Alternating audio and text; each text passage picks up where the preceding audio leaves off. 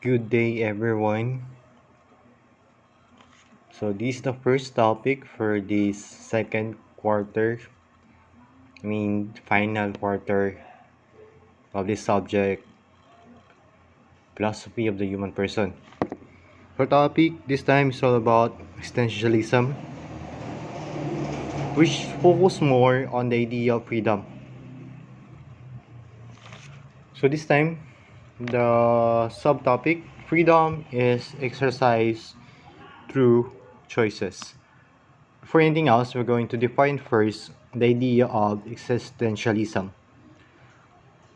Existentialism is an approach that emphasizes the idea of existence, which is kung titingnan mo, ang existence, hindi mo mapaghiwalay ang idea ng freedom and responsibility. Okay? So, ang tao bilang nag-exist, meron siyang freedom at responsibility. Somewhat contradict kung titignan, free ka, pero may responsibilidad ka sa iba. Okay, so you're not totally free. You're free, but all your actions are connected to others. Okay? For anything else, before we're going to talk about responsibility, for this moment, we're going to focus more on the idea of freedom. Freedom is something that is exercised through choices. Okay? How are we free? Kung titignan mo, gaano nga ba tayo kalaya? Sometimes in our own perspective, nafe-feel ko naman, sir, na malaya ako. I can feel na nagagawa ko yung mga gusto kong gawin. But sometimes you may ask to yourselves, may mga part sa buhay natin na kahit simple lang, nakukontrol tayo ng ibang tao. For example, through your decision making, gusto mo lumabas ng bahay, gusto mong gumala, but your parents will tell you na wag. Okay? Gusto mo mamasyal, sabihin sa'yo wag. Maraming bawal. Okay? And sometimes those bawal and wag is naga-constraint ka freedom mo. Pinapatigil yon yung kakayahan mo to achieve the freedom. Okay? So that is limiting your freedom. So hindi mo totally masabi sa sarili mo na malaya ka. You may ask yourselves also on the idea of how are we really free? Is that what actions that makes me free? Not all actions are product of your freedom. Sometimes they are product of choices and obligation, and sometimes they are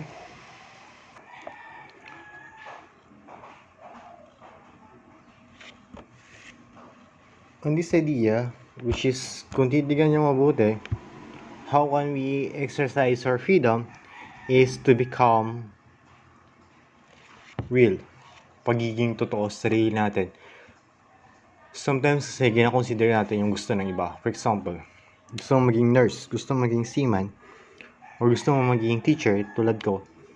But your parents will tell you na, hindi, gusto kong maging police, gusto kong maging abogado ka, wag kang mag-army, wag kang maging sundalo, gusto ko ka na lang psychologist or mga kuha ka na lang ng civil engineering. On that moment, kinokontrol ka ng parents mo. Hindi ka nagiging totoo sa sarili mo. Once sinunod mo yung mga gusto nila, habang sinusunod mo yon, alam mo sa sarili mo na malungkot ka, hindi ka masaya, because it's not you. It's not your choice. And that's not make you happy. Okay? So, alam mo kung tama ka, doon ka sasaya, at alam mo namang hindi ka nakakasakit totally ng ibang tao. And at the end, alam mo na doon talaga yung goal at purpose mo. Go for it. It's your choice. It's your freedom. And as long you are responsible for your action. So that's the point. The development of the person towards maturity.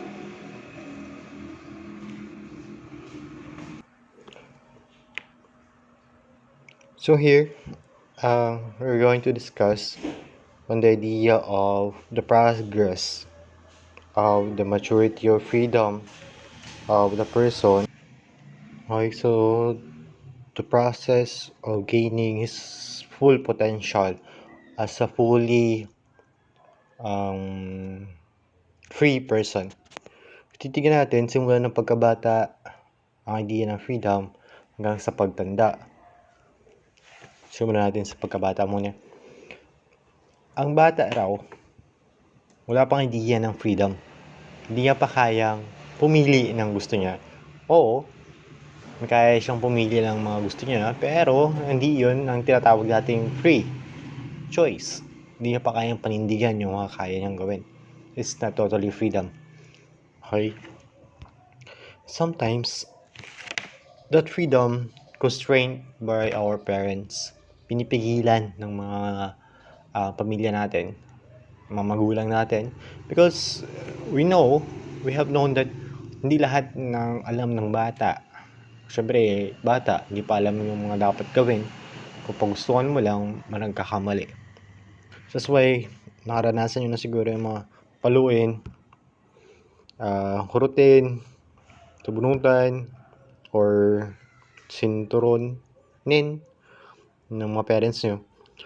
And that is the indication that they say no to the many things that you want. Diba? And the only reason why nangyayari yun sa bata, because ang bata raw ay nagda-drive or gumagalaw lang, ginagawa niya lang yung isang bagay because of two things. First one is the punishment and reward. Why punishment? Kung mali ang gagawin mo, there's a punishment. Okay?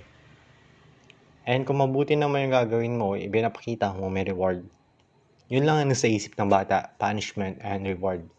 But, during the mature adult, dyan na nagkakaroon ng choices. Naisip na yung mga bagay na gusto niya. Okay? So, mga ganitong edad, naisip natin yung mga bagay na gusto natin. Hindi lang Barbie doll o baril-barilan.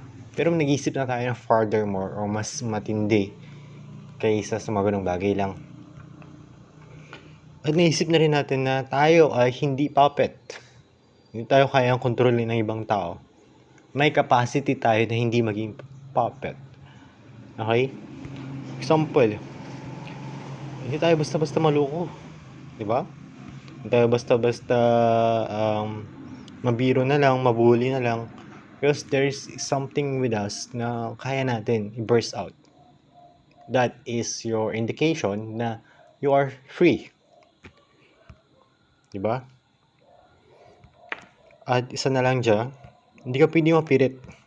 Kaya nga puppet, diba? Hindi ka basta-basta mapilit ng isang tao na gawin ng isang bagay na gusto nila because, syempre, may gina-consider ka nga choice. Huwag mo ipagsiksikan ang sarili mo sa taong ayaw sa'yo, tandaan mo, hindi ka sardinas. Okay? We are born to be free. Lahat tayo malaya. Even though what races you are, what colors you are, matangkad ka man o payat, maitim ka man o puti, sexy ka man mataba, majowa ka man o wala, still you are born to be free. Okay? So wag mong isipin na hindi ka malaya. You are malaya, brothers and sisters. But the negative effect of freedom to the person is that may tendency na mawala siya sa sarili niya. What it means that abusuhin niya yung mga freedom na meron siya. For example, para sa'yo, gusto mong gawin isang bagay. For example, magnakaw or pumatay. Para sa'yo, gusto mo yun. It's your choice, diba? But, sabi ko kanina, Sa idea of existentialism, existence coincide with freedom and responsibility. Kung free ka, you may also consider that you have this responsibility towards the other person. This way, kung hindi mo iti-take ang responsibility ngayon from the other person, and paraanin mong tanan actions is for your own sake, then you might feel that there is no moral standard na ginasunod. Wala nang tama o mali kasi free ka na eh. And then you might feel lost. What is the meaning and purpose of my freedom? Okay? Ano bang rason na naging free ako? Diba? So, all one realized that one's life directions must lead up to her choices. So, lahat ng mga nangyari sa buhay mo, either good or bad, what destination is that is your choice. That is the product of your freedom. Hindi mo pwedeng isisi sa iba kasi ikaw rin pinili mo maging ganun ka. Okay? So, yun ang masaklap na katotohanan. Kasi nga, some of us kinasisi yung mga nangyari sa buhay nila sa ibang tao, pero that's the reality. Nga ikaw mismo, pinili mo rin ang bagay na yun. Okay? On that part of you, yes, there's a point nga hindi ikaw ang pumili, pero most of your life, ikaw ang pumili ng direksyon ng buhay mo. Okay? So, it's always your choice. And whatever the choices of yours and the others, all of us must respect that. Because why? May kanya-kanya tayo eh. Hindi tayo pwedeng makontrol, hindi tayo pwedeng ang kontrolin. Because all of us are born to be free. Okay? Because this is my life and that's the only explanation you need. That's the point.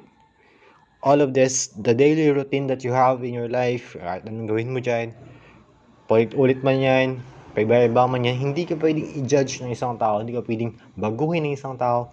They might give you the idea of changing you. Pwede ka nilang tuguran ng advice, motivation, to change yourself, pero hindi sila ang pwedeng magbago sa'yo. Alam mo kung sino ang pwedeng magbago? Ikaw mismo ang pwedeng magbago ng sarili mo. They might be the driveway, or it means that the one that motivates you to move on, but the one that really moves you to change is yourself. Diba? So, existentialism derives from the term existence. Okay? So, to stand out, to emerge, and to come out from. Emerge, standing out, being there. Yun nga lang, kung titignan natin, existence is somewhat related to the idea of living. Parehas lang silang term, halos parehas sila ng meaning, existence and living. Pero kung titignan mo, the word existence, man must not only live but also exist. Yung pinagkaiba kasi dito eh. The word existence having his full potential of finding his purpose. Okay? For example, a farmer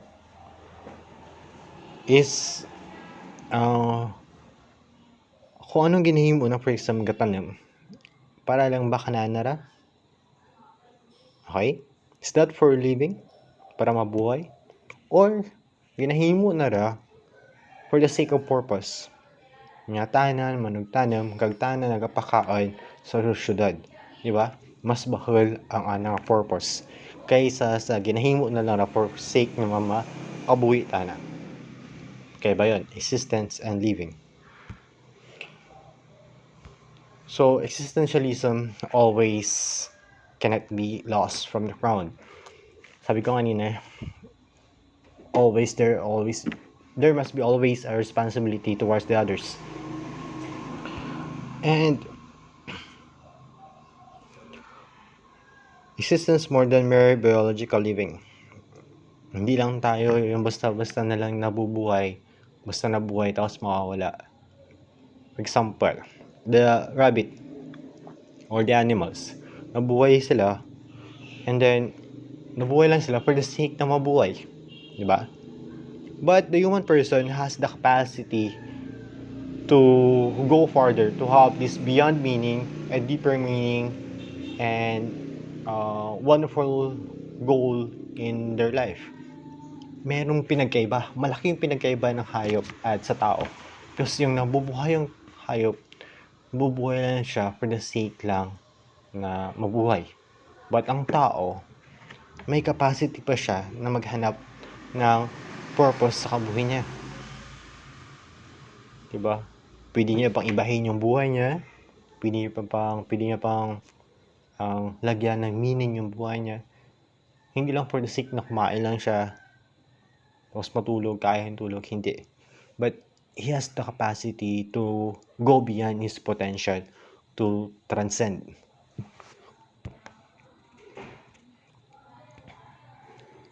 Okay? So, wala tayong pinag-iba sa mga hayop kung puro kain ng tulog. Mga ganun. So, hayop ba tayo? Hindi, di ba? So, we have this potential. But no one truly exists is one who opts up her or assistance. The moment she does, she takes responsibility and steers the direction of her life. We say it really exists. Hindi pwede na ang tao nag-exist lang tapos papabayaan niya na yung buhay niya. The only reason that we exist because we have this freedom. Kasi tayo mismo ang gagawa ng rason para magbago yung buhay natin.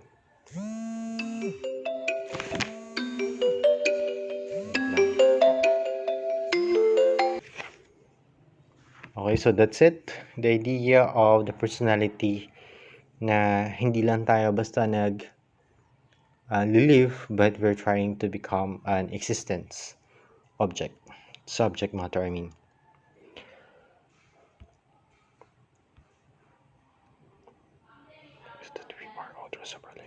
The main tenet of the existentialism that we are the authors of our lives.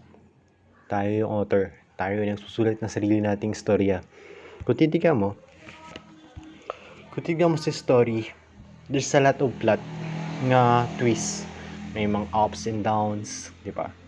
May mga plain, and sometimes there are big mountains na kailangan akyatin ng bida sa story. But, alam mo ba, yung nagsusulat, ikaw yun. At yung pinagdadaanan mo, ikaw ang pumiling daanin yun. Okay? Ikaw yung pumiling daanan yung mga dapat mong daanan. Yung mga mahirap, yung mga tawhay na daan, ikaw yung pumili. Kasi ikaw yung author ng buhay mo. Walang iba. Hindi yung bida ang magsusulat ng author. Nangyari sa author, hindi. Ikaw yung bida, at the same time, ikaw yung author ng buhay mo. Okay? So it's your choice. You are the author of your own life. Do not let others define you. Your power comes with doing what you're meant to be, doing it well. Okay, so it's all about your choice. So what's your choice? You're going to go the other way around, or you're going to choose the old ways? You're going to go to the point na mag-grow ka, or going back sa mga nakasanayan mong gawin? Are you going to stay on your comfort zone, or you're going out of the reef? Diba? Depende na sa'yo yan. It's your choice. Di ka pwedeng diktahan ng iba, hindi rin kita pwedeng diktahan. It's a matter of choice. Okay? You decide.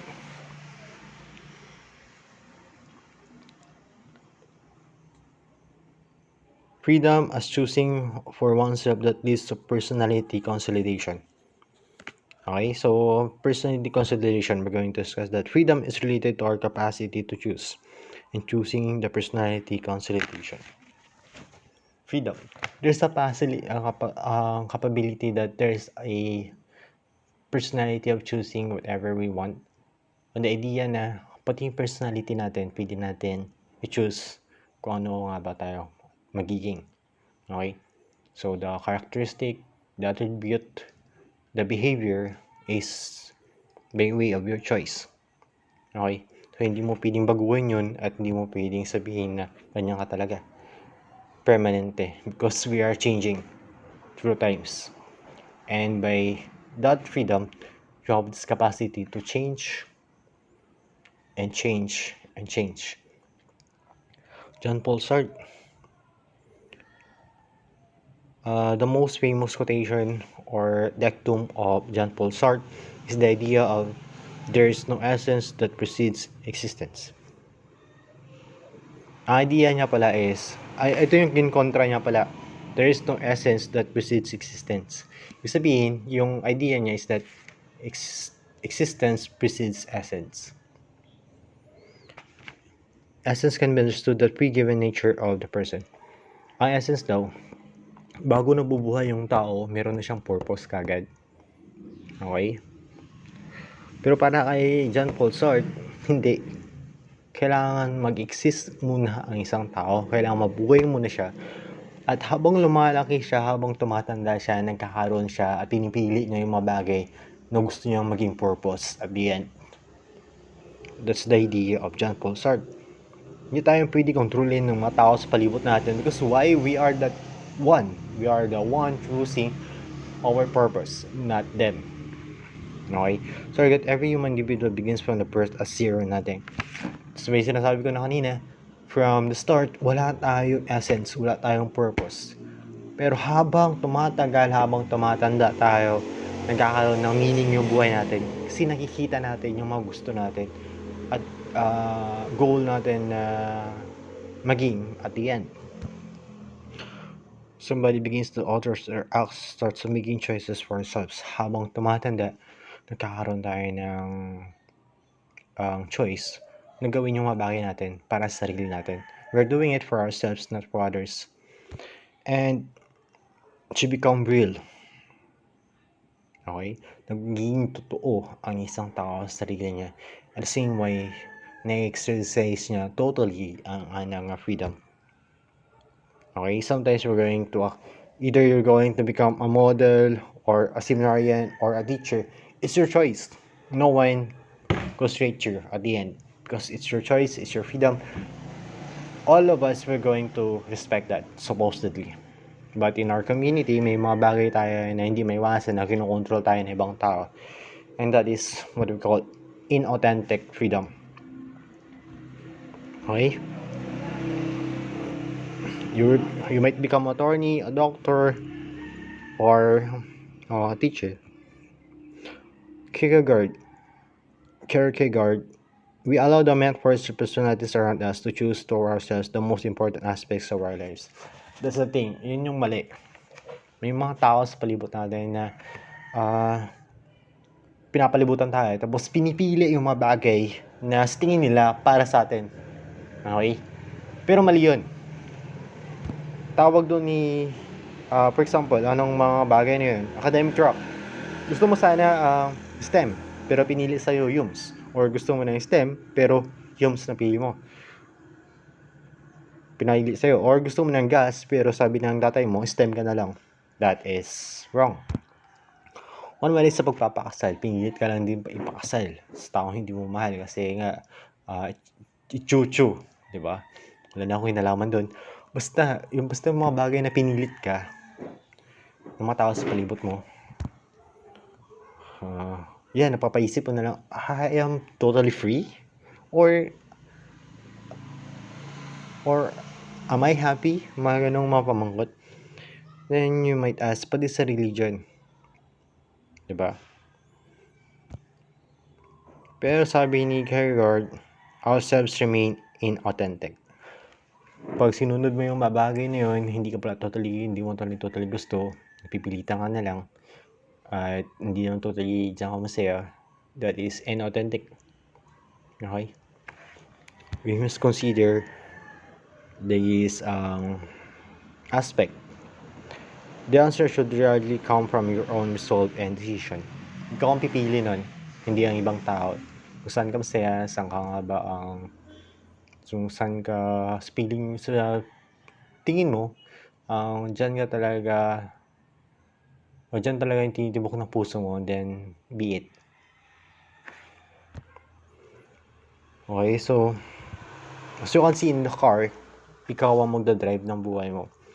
You're going to handle that steering wheel, the gas, and the brakes, and what do you call this one? Ang kambyada. Ikaw ang maghahawak lahat nun. Some people will tell you, liko sa kanan, liko sa kaliwa, straight lang, atras. But then, ikaw ang nagdadrive. Either yung mapati ka sa mga sinasabi ng iba, or just focus on the ones, on the direction that you want, and achieve that at the end. Because yun ang gusto mong puntahan.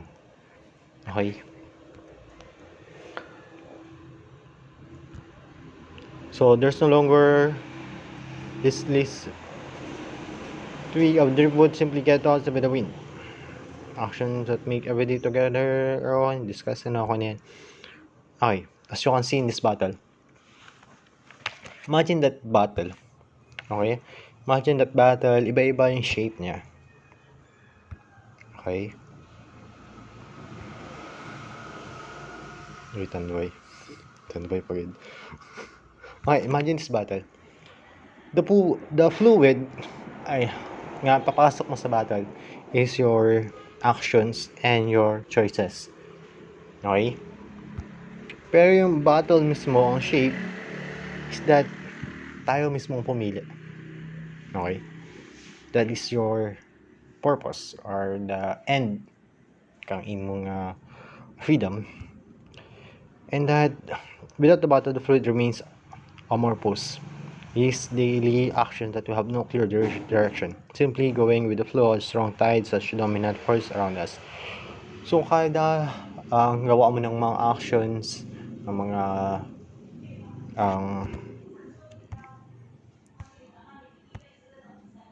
gawa mo ng mga actions kag ano nito?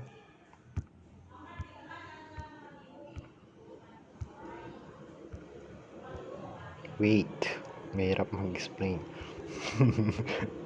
Wait, kapoy yung bakal. Wait lang. Ano nga to? Okay, action and choices. In that idea, actions choices that we have is just like a fluid sa battle. But titingnan mo, yung battle natin, may fix na. Yung purpose mo, may fix na. Kasi ikaw tinignan mo yung sarili mo na ganun ka at the end. Okay? Tinignan mo yung sarili mo na ganun ang gusto ko. And that's the shape of your battle. Yan ang shape ng battle mo. Tapos yung mga actions mo, kag mga choices mo, pupuno yun sa battle. Hanggang sa maabot mo yun. Yung choices na gusto mo. Okay?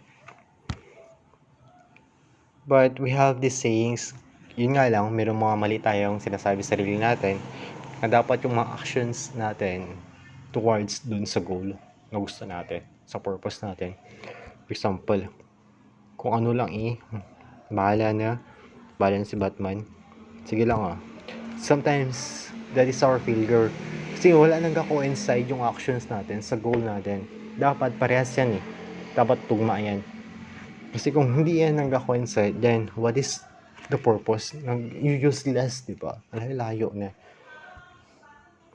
So, your life is your you are the driver of your life. And as I can say, make the best out of it. Thank you.